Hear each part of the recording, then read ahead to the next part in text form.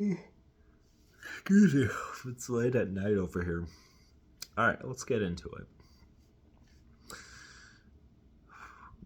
Dating is hard in general, especially for gay people.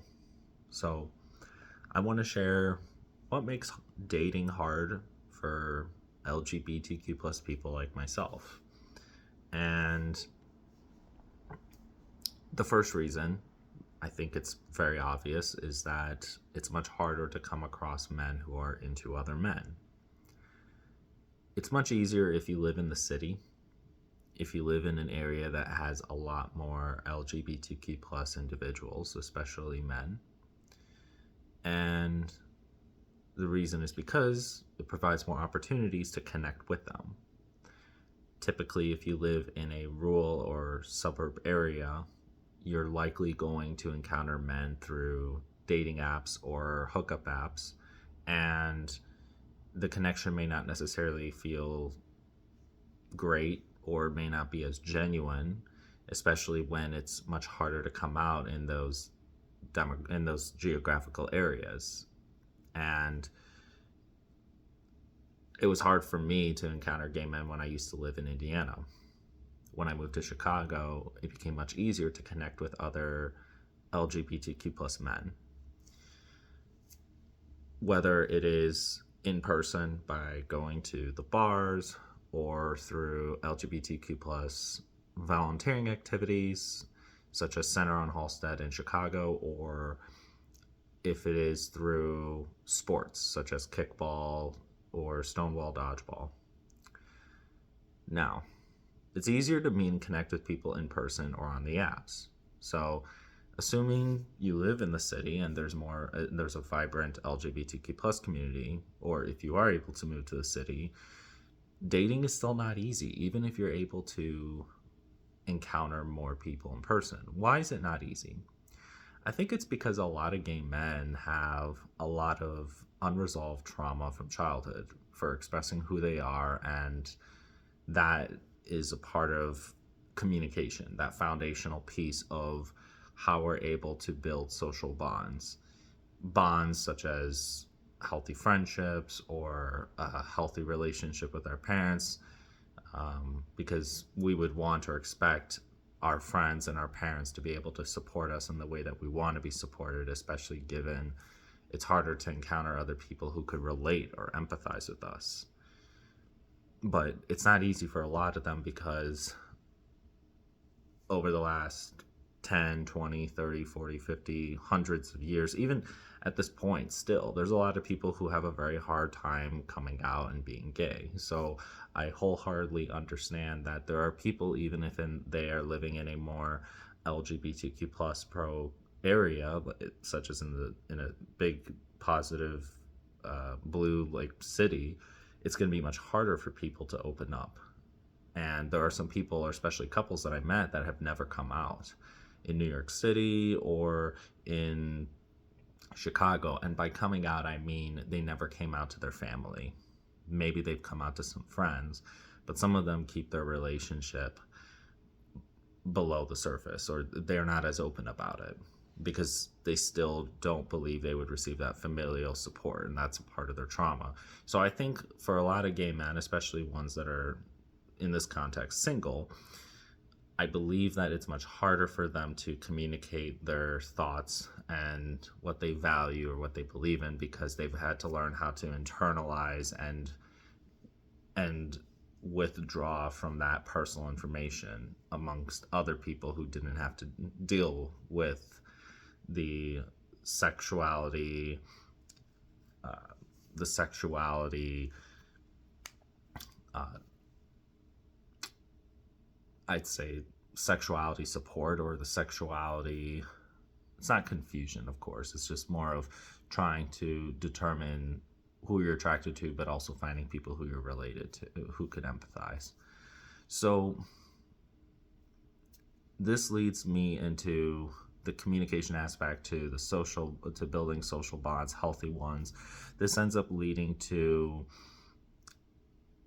where people, I think, also tend to be frustrated, which is that consistency, right?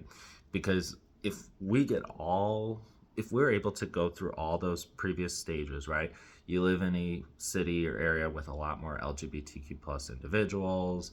There's more opportunities to connect with them in person. And also there's opportunities for you to build these, to start talking to them, right? Then where do people struggle, right? And as I mentioned, the social bonding is a huge, or bonding and socializing is a huge part, and that can be and that's an impediment for a lot of people based upon the trauma. But for those where on the surface it doesn't seem that they're struggling with that, I think that people who communicate and seem to be generally good communicators will start to notice that unfortunately there's a lot of gay men in this context who are not as consistent, and their interest can wane. A lot of us men are incredibly horny creatures that maybe we want to connect with other men in hopes of just having sex, but we don't know how to communicate that, or we're afraid to communicate that. So we just want to have fun. Or there's a lot of gay men who are afraid to open up about their feelings to another guy because they've never learned how to regulate their emotions and how to self-reflect and understand what they truly want or what their values are and how to communicate that. So communication becomes sporadic, or communication is not consistent in terms of what they're sharing with you or what they're saying, or they end up stop talking to you. So it's much harder then to continue to get to know somebody. So if you can't even initiate conversation, right, that's going to be hard to build bonds. But even if you initiate a conversation, or both you and person X are able to initiate that conversation, who's to say it's going to continue to grow over time? It's rare, because a lot of, in my mind, LGBTQ plus men never learned on how to express themselves from a vulnerable place, which is a part of building that bond, and have never understood how to be able to continue to have a conversation with somebody else, especially if there's potential interest romantically or just potential platonic interest. So I think that that's what in all makes it really hard for gay men to even think about getting to the point of dating. So, and I try to self-reflect in my life. I'm somebody who's never been in a relationship. I've gone on many dates over the past almost 4 years now living in Chicago. I used to live in Indiana, and I never came out over there.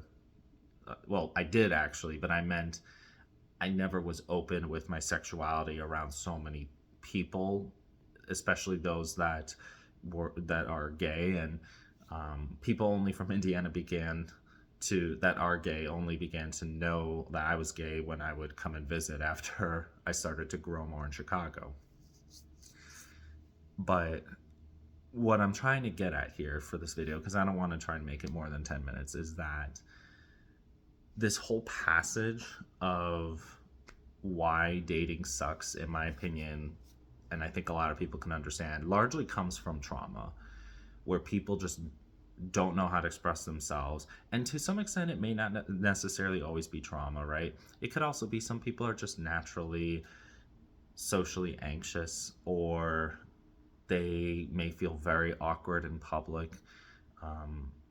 But I also think that if somebody wants to attain a goal of, I want to be in a healthy and loving romantic relationship, there also needs to be self-improvement and self-growth to be able to get to a point where you can be more comfortable to meet people, engage in discourse, and build those bonds and see where those bonds can go. And of course, it's not just based on one person, it's based upon 2 or more people, depending upon the relationship that these individuals want to build.